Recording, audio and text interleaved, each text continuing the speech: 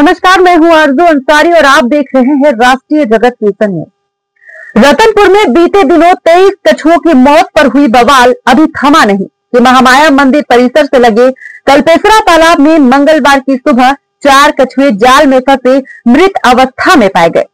देखिए क्या है पूरा मामला।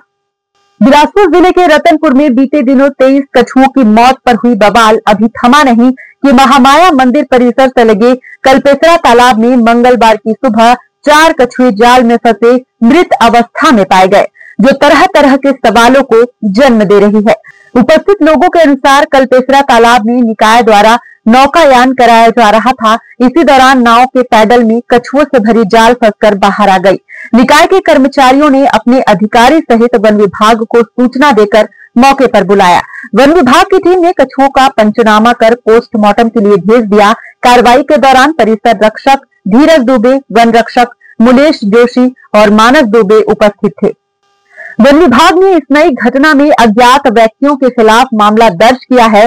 डीएफओ सत्यदेव शर्मा ने बताया कि पिछले मामले में 2 मछुआरे अरुण धीवर और विष्णु धीवर पहले ही जेल में भेजे जा चुके हैं। 3 अन्य आरोपी अभी फरार हैं। उनकी गिरफ्तारी के लिए एसपी को पत्र लिखा गया है।